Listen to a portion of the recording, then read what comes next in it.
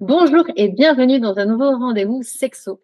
Perte de confiance en vous, sexualité en berne, relation, pansement. Après une rupture amoureuse, chacun réagit différemment. Côté sexualité et la libido en prend généralement un grand coup. Nathalie Giraud-Desforges, sexothérapeute et créatrice de la boutique de sextoys et conseils sexo Piment Rose, est avec nous aujourd'hui pour nous parler de la libido après une rupture amoureuse. Bonjour Nathalie. Bonjour Émilie.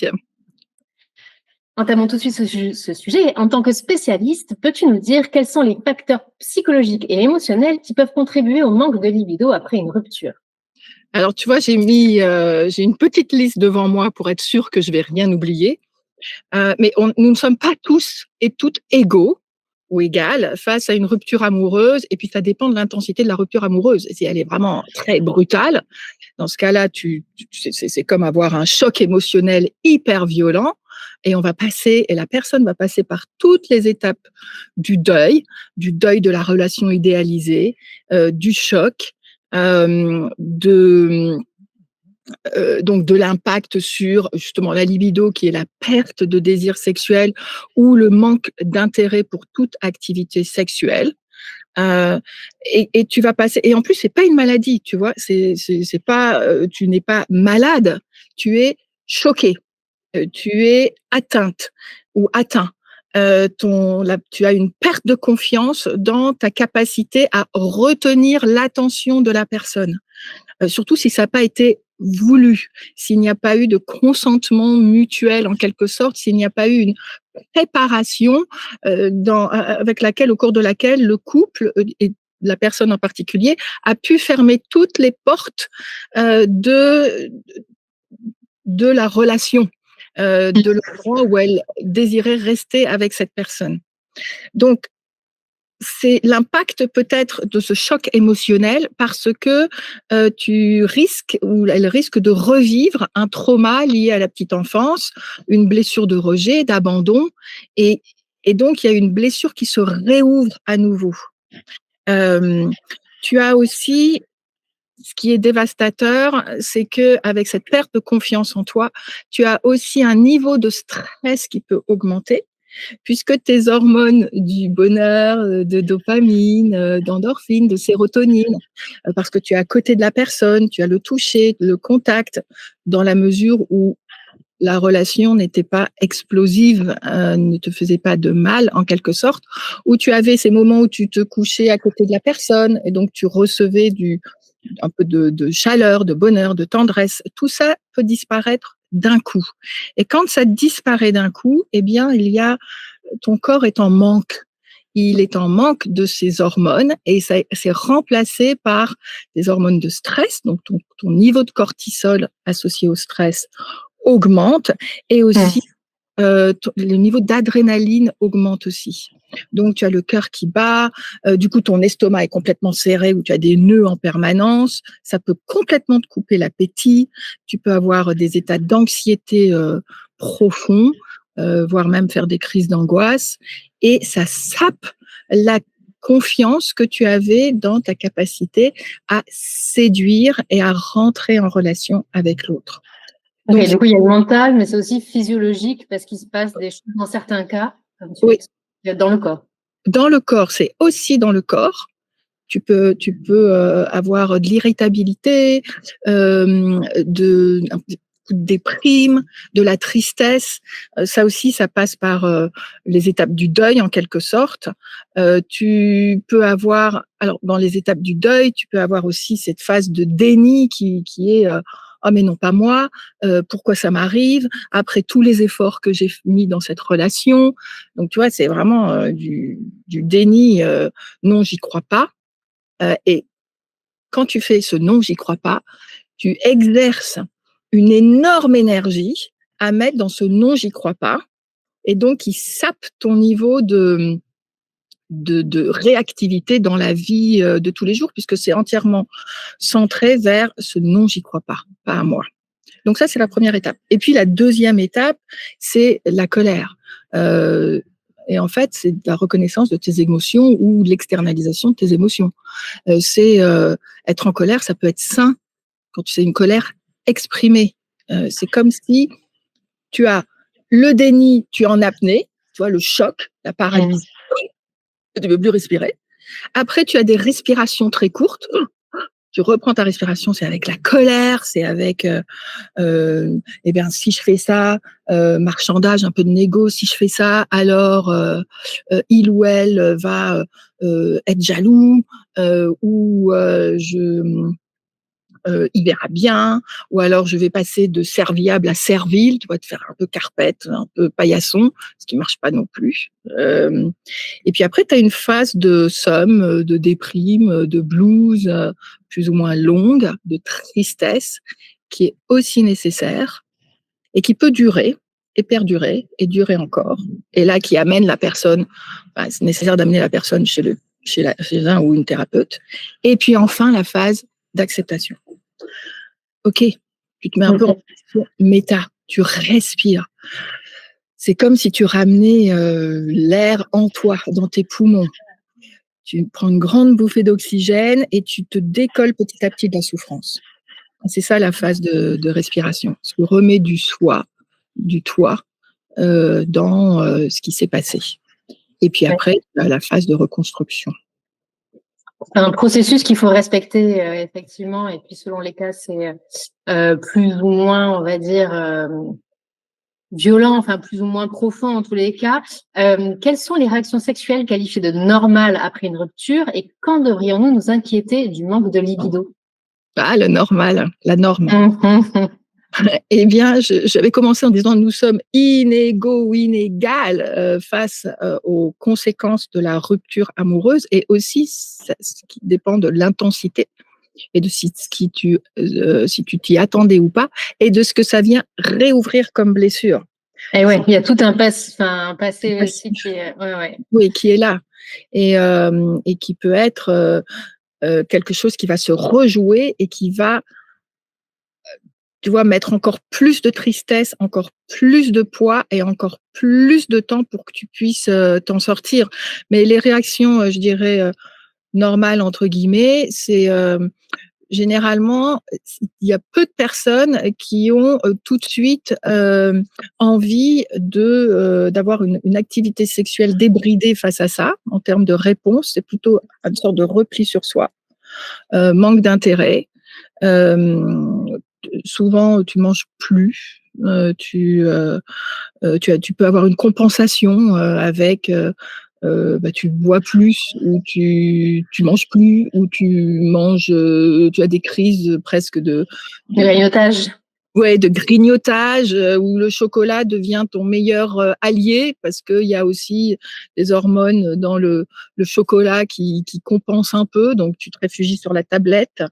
Et puis tu peux avoir aussi des endroits où tu te mets en danger, c'est-à-dire si tu te replies trop sur toi ou si tu as ces phénomènes de compensation qui sont tu t'abîmes devant les séries télé, devant les vidéos, devant les jeux vidéo, devant du coup tu dépenses, tu peux avoir l'alcool, la drogue, enfin plein de choses. Donc à partir du moment où oui, on est plus libre parce qu'on subit tout ça, c'est là où ça devient inquiétant. Il faut penser à consulter.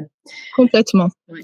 Donc si tu te coupes du lien social, si tu te mets en danger financièrement et aussi par ta santé, là, évidemment, vas-y, consulte, ne te laisse pas tout seul ou toute seule gérer une situation que ton système, organiquement, ne peut pas gérer. Et là, tu as vraiment besoin d'aide parce que c'est utile d'avoir le soutien de tes amis, mais si tu te coupes du soutien de tes amis, de ta famille, de tes proches, à ce moment-là, la solitude va augmenter ton niveau de stress, augmenter ton niveau d'anxiété, donc ton irritabilité, donc généralement ton sommeil est impacté. Enfin, il y a des tas de choses qui vont s'enclencher d'un point de vue physiologique et non plus psychologique. En tous les cas, donc ne pas rester seul. Alors, peux-tu donner des conseils pour reconstruire la confiance en soi sur le plan sexuel après une rupture? Accepter. Accepter, ça fait partie de la phase d'acceptation. Accepter la situation. C'est comme ça s'est passé. Qu'est-ce que j'en retire? Quelles sont l'expérience plutôt que l'échec? Donc, passer d'un mode d'échec à un mode d'expérience, passer du négatif à un positif. reprendre du temps pour toi. Qu'est-ce que tu avais laissé de côté quand tu étais en binôme, en couple, dans une relation? Est-ce que tu t'étais oublié? Qu'est-ce que tu avais oublié de toi? Donc, ressortir l'ancien ou l'ancienne toi, ce que tu aimais À en toi. dépoussiérer un petit peu. Voilà, tu fais dépoussiérer et surtout tu reviens dans ce que tu as oublié, ce que tu as mis de côté pour ne pas perdre l'autre, pour que l'autre t'aime, pour ne pas être rejeté, ne pas être abandonné. Et c'est reprendre ce temps-là et faire peut-être ce que tu voulais faire, mais que tu n'as pas fait pour garder l'autre, par exemple. Je sais pas, te lancer dans une activité, un challenge, rejoindre une assoce, tu dansais, dans son corps, tu chantais, chante, refais des trucs que tu kiffes, quoi. Donc, reprends ta liste de ce qui te fait plaisir. Tout petit peu plaisir, parce que quand on est face à une brutalité d'une rupture, avant de retrouver le plaisir, ça peut être long et c'est complètement normal. Ouais. Donc, faire la liste de tes envies, comme le titre d'un bouquin ou d'un film, c'est vraiment important et c'est ce que je fais aussi avec mes patients ou mes patientes. C'est quoi tes envies, vos envies? Qu'est-ce qui, qu'est-ce qui amène justement cette respiration, ce sourire en vous? C'est aussi le temps pour le corps, pour ton corps, réexplorer ton corps, réexplorer ta sexualité, réexplorer tes envies. Comment est-ce que ton corps peut vibrer? Peut-être utiliser un sextoy que tu n'osais pas utiliser, peut-être recommencer à te masturber, peut-être différemment. Tu prends le temps de rentrer dans une thérapie s'il y a besoin. Et puis, oui, très important la thérapie parce que ça te permet de remettre du choix là où il y a eu une blessure qui a pu se réouvrir. Donc tu vas remettre de la liberté, du choix dans la possibilité de réagir différemment et de voir où peut-être il n'y a pas eu de limites qui ont été posées et où ton périmètre qui pour assurer ta propre sécurité, eh bien, il a été fait en fonction de l'autre. Ça permet ça aussi, d'engager un processus thérapeutique qui n'a pas besoin de prendre une plombe, quoi. Ça peut être quelques séances pour te remettre dans une phase d'écoute et peut-être apaiser ta vigilance intérieure qui se remet en sécurité en disant plus jamais je vais faire confiance, je vais le faire payer aux autres, puisque c'est comme ça. Voilà, souvent c'est ce qui se passe et je vais le faire payer. Et donc Les autres, ils sont pour rien. voilà, mais ça fait du bien pendant que l'avion passe au-dessus. Ok, donc on a vu comment reconstruire un petit peu sa confiance en soi. On a parlé, tu as évoqué justement les sextoys pour apprendre peut-être à se redécouvrir, à savoir peut-être comment vibrer différemment.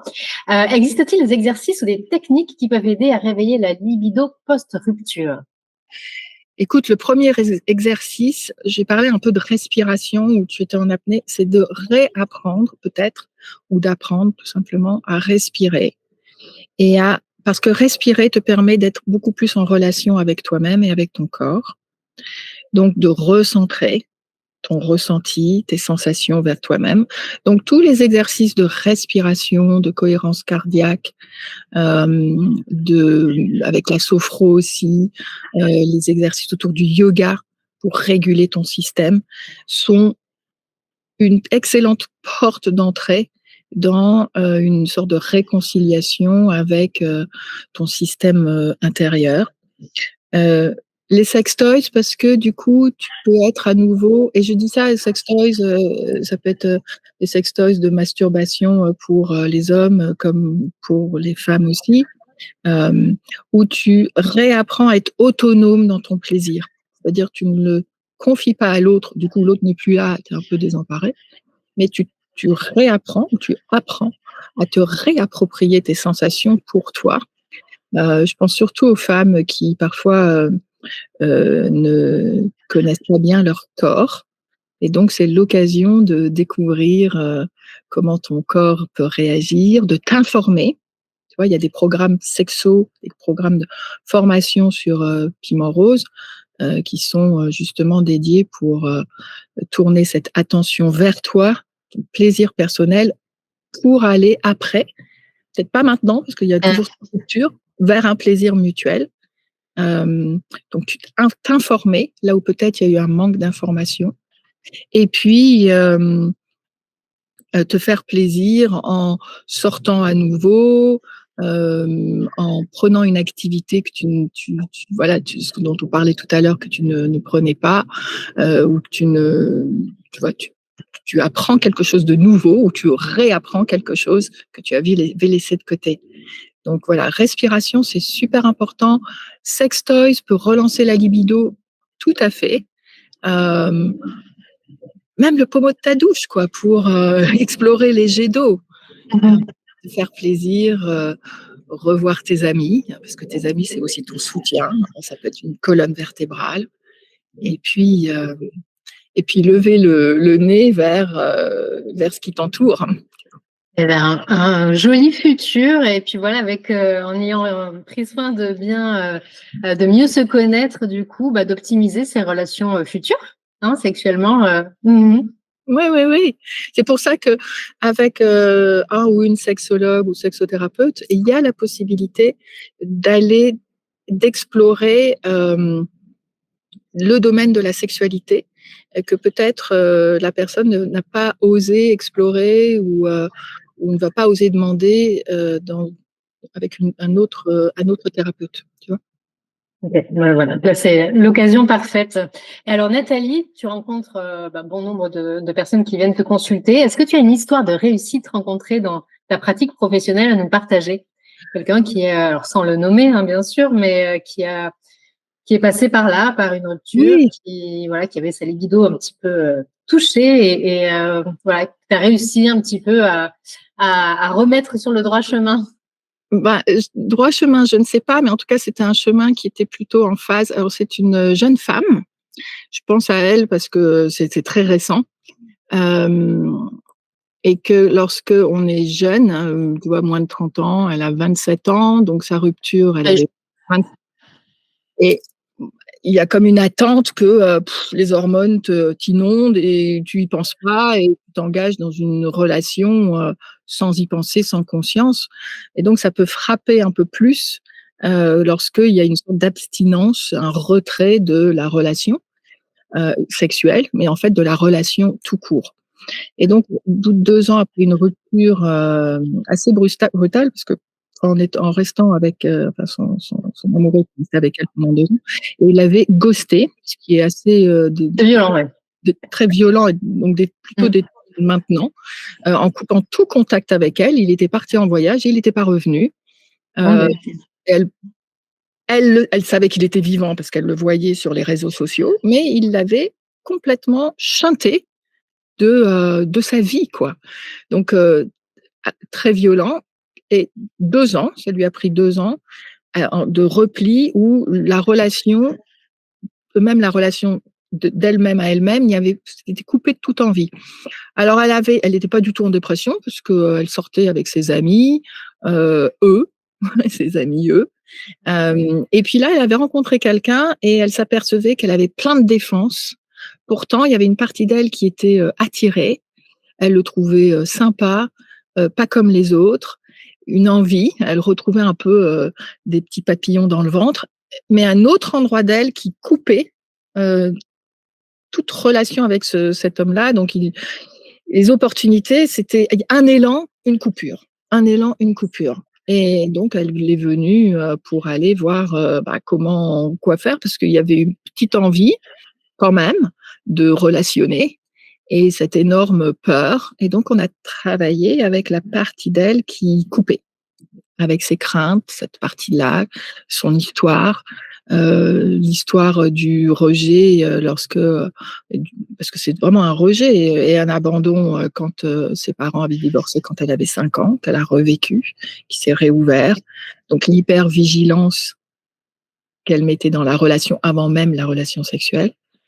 Et donc, elle a sympathisé, on va dire, appris à connaître ce sorte de garde du corps qui était entre elle et les hommes, hein, puisqu'elle était plutôt hétéro, ou entre elle et ce jeune homme.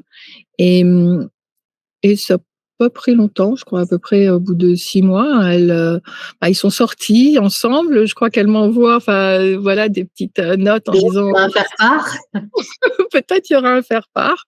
Moi, j'aime bien quand mes clients ou mes patientes m'envoient, ou mes patients m'envoient. C'est gratifiant, bah oui. Super gratifiant. Donc voilà, pas rester seul, c'est super important, et apprendre à connaître ces mécanismes, c'est une des clés pour aller de l'avant et ne pas refaire les mêmes, avoir plus de choix dans son niveau de réaction, je dirais, gagner en liberté et en autonomie. Voilà, et pas hésiter à se faire accompagner justement pour non pas retourner sur le droit chemin, comme je le disais, mais retourner vers le chemin du plaisir et du désir, en tous les cas. Et Surtout du chemin désir. des envies, quoi, de Ouais. l'envie, d'être en vie, et du corps qui est vibrant, et d'un accord pour entrer en relation. Puisque là, il y a eu accord entre toutes les parties d'elle pour qu'elle aille vers cet homme-là, et qu'elle commence à lui faire confiance, mais surtout à se faire confiance pour mettre des limites, voir jusqu'où elle pouvait aller, communiquer différemment aussi. Donc, voilà. Merci Nathalie, merci pour tes précieux conseils, et dans tous les cas, oui, ne surtout pas rester seule, des solutions existent pour renouer avec le désir, le plaisir. En attendant, si vous avez des questions liées à votre épanouissement sexuel, n'hésitez pas à contacter ou une sexologue. Nathalie, comment faire pour te contacter et aussi au passage, où retrouver ta sélection de sextoys? Alors, pour me contacter, c'est mon site de thérapie, nathalie-giraud.fr, et puis le site de Sextoys, piment rose, tout attaché.fr. Très bien, merci beaucoup. Je remettrai toutes les informations, bien sûr, dans le descriptif de cette vidéo. Un grand merci à toutes et à tous de nous avoir suivis. Nathalie, un grand merci, et j'espère te retrouver très vite pour un prochain sujet. Merci, Émilie. Bye bye. À très bientôt. Merci. Ciao.